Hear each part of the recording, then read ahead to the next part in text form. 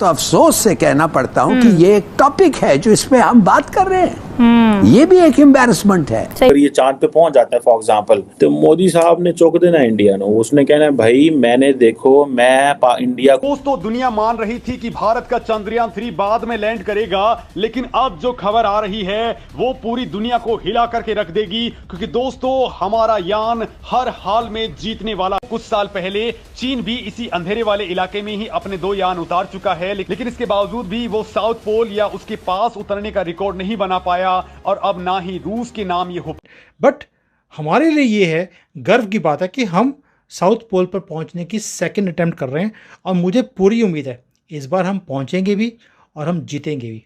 ये हमारा उड़ा है, उन्होंने भी अपना रॉकेट उड़ा दिया वहाँ पर, और वो भी साउथ पोल में, जहाँ पर हम फर्स्ट इन द वर्ल्ड बनने वाले हैं कि हम वहाँ पर लैंड करेंगे। तो हमने इंडिया की जो स्पेस डेवलपमेंट है उससे कुछ सीखने के बजाय हमारे उस वक्त के साइंस के मिनिस्टर थे, उन्होंने मजाक उड़ाया कि उनका ये क्या काम था और उनका जो है ये मिशन नाकाम हो गया।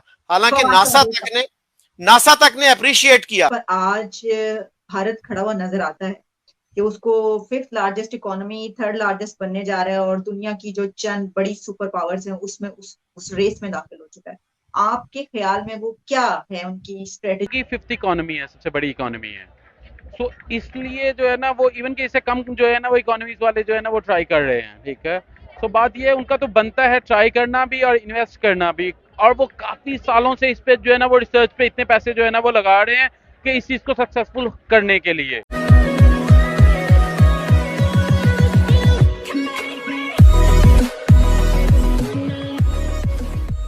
नमस्कार दोस्तों, अब यहाँ पर 2-3 मुद्दों पर बात हो रही है। जैसे कि यहाँ पर बात हो रही है कि कई सारे पाकिस्तानी जो भारत का अच्छा नहीं सोचते, उन्होंने यहाँ पर ये कहना शुरू कर दिया था कि भाई रशिया ने भी यहाँ पर अपना एक चंद्र पर मिशन भेजना शुरू किया है, मतलब उसने भी लॉन्च कर दिया है और वो इंडिया से पहले पहुँचेगा, 1-2 दिन पहले पहुँचेगा।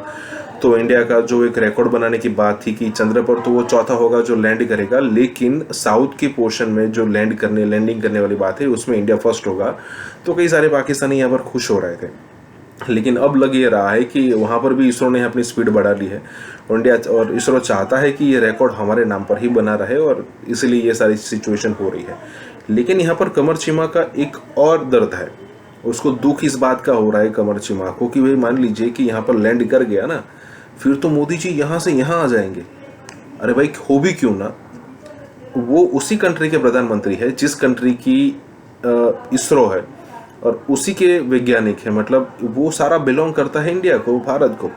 और अगर मान लीजिए कि भारत, अब वो इसरो वाला छोड़ दीजिए, मैंने भी अगर कुछ किया हो और प्रधानमंत्री मोदी उसमें प्राउड फील करना चाहे एज अ इंडियन किसी ने यहाँ पर ये चीज़ किया हो और मैं एज अ इंडियन उसको प्राउड फील करता हूँ और मैं तो प्रधानमंत्री हूँ तो मैं तो डबल करूँगा, तो उसमें कोई वो वाली बात है नहीं।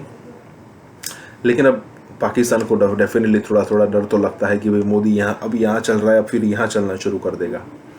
इसी के साथ ही वीडियो शुरू कर देते हैं। दुनिया मान रही थी कि भारत का चंद्रयान 3 बाद में लैंड करेगा, लेकिन अब जो खबर आ रही है वो पूरी दुनिया को हिला करके रख देगी, क्योंकि दोस्तों हमारा यान हर हाल में।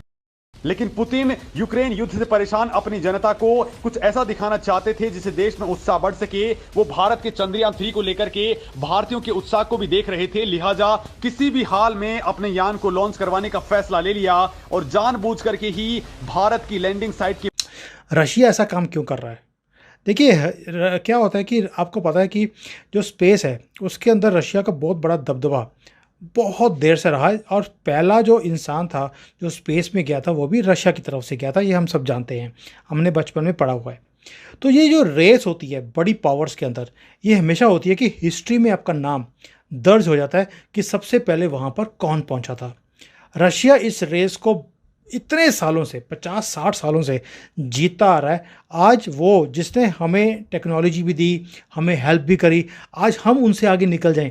बेशक हमारा वो दोस्त मित्र है ना, दोस्त मित्र है, बेशक वो हमारा दोस्त है, हमारी हेल्प करता है हर जगह पे, बट फिर भी ये राइवलरी जो होती है एक ना हिस्ट्री में नाम रखने की, ये होती है और ये होनी भी चाहिए। मैं इसको एक हेल्दी कंपटीशन की तरह देखता हूँ। जिसका दम होगा, महादेव जिसके साथ होंगे वो लैंड कर जाएगा, क्या दिक्कत है उस पर? ये कौन सा कोई वॉर हो रहा है? It's just a competition, but हमारे लिए ये है, गर्व की बात है कि हम साउथ पोल पर पहुंचने की सेकंड अटेम्प्ट कर रहे हैं और मुझे पूरी उम्मीद है इस बार हम पहुंचेंगे भी और हम जीतेंगे भी। तो हमने इंडिया की जो स्पेस डेवलपमेंट है उससे कुछ सीखने के बजाय हमारे उस वक्त के साइंस के मिनिस्टर थे, उन्होंने मजाक उड़ाया कि उनका ये क्या काम था और उनका जो है ये मिशन नाकाम हो गया। हालांकि नासा तक ने अप्रिशिएट किया कि उन्होंने जितने खर्चे से हमने किया था उससे शायद 10 गुना कम खर्चे पे उन्होंने ये किया। एंड वो क्या कहते हैं, गिरते हैं शाह सवार ही मैदान जंग में। तो आज उनका कल नाकाम हुआ, आज हो सकता है कामयाब हो जाए, लेकिन उन्होंने एक एफर्ट की। तो हम क्यों नहीं वो एफर्ट कर पा रहे, हम क्यों पीछे रह गए हैं? हमारे यहाँ उस तरह के इदारे क्यों नहीं है जिस तरह के इंडिया में हैं?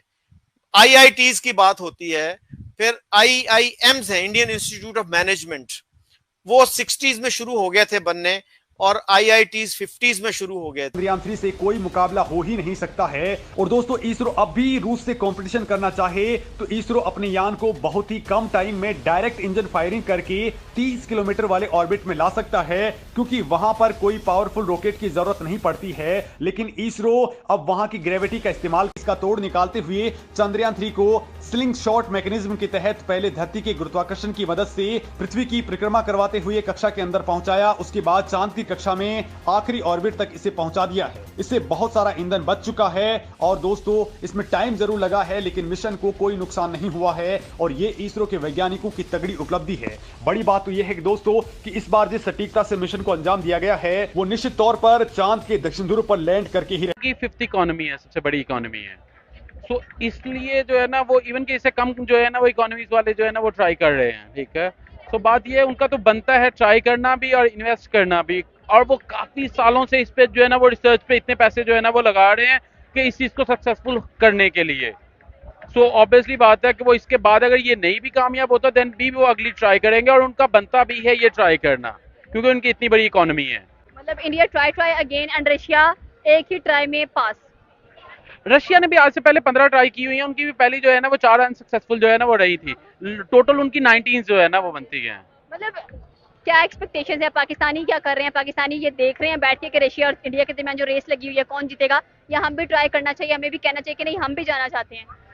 बेसिकली देखें कि ये वाले जो ख्याल है ना ये इंसान को तब आते होते हैं जब उसके पास इतने वसाइल होते हैं। जब आप जो है ना वो बिल्कुल हैंड टू माउथ हो के जितना आप अर्न कर रहे हो उससे खुद को फीड नहीं कर पा रहे, तो फिर आपका ये सोचना जो है ना वो वैसे ही कह लें कि खाम ख्याली है। पर आज भारत खड़ा हुआ नजर आता है कि उसको 5th largest economy 3rd largest बनने जा रहा है और दुनिया की जो चंद बड़ी सुपर पावर्स हैं उसमें उस रेस में दाखिल हो चुका है।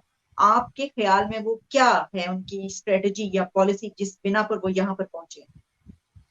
जी, मैं देखता हूं इंडियन मिनिस्टर्स के इंटरव्यूज मैंने कुछ देखे तो मैं बड़ा हैरान हुआ कि उनका फोकस जो है वो ये है कि आज से 10 साल बाद हमने कहाँ होना है, 15 साल बाद हमने कहाँ होना है। और हमारे आप टॉक शोज देख लें, वो एक दूसरे के ऊपर गंद उछाल रहे होते हैं कि इसने ये किया था, मैंने ये किया। किसी का विजन नहीं होता कि 10 साल बाद, 15 साल बाद, 20 साल बाद पाकिस्तान को कहाँ होना चाहिए, उसकी क्या रुकावटें हैं, किस तरह से हम वहां तक पहुंचेंगे। तो ये एक बड़ा फर्क है। अब उनकी बात ये चल रही है जी 1.5 साल के अंदर अंदर हमने $5 ट्रिलियन की इकोनॉमी बनाना है इसको। आज वो 3700 के करीब पहुंच चुके हैं और हम 6 गुना बड़ा मुल्क है इंडिया आबादी के एतबार से। और आप देखिए कि उनकी इकोनॉमी ऑलरेडी हमसे 11 गुना या 12 गुना हो चुकी है। तो हमें बिल्कुल उसका फिक्र नहीं है। तो वो जो कहते हैं ना कि बस वो उधार की हम खा रहे हैं और बेफिक्री में जी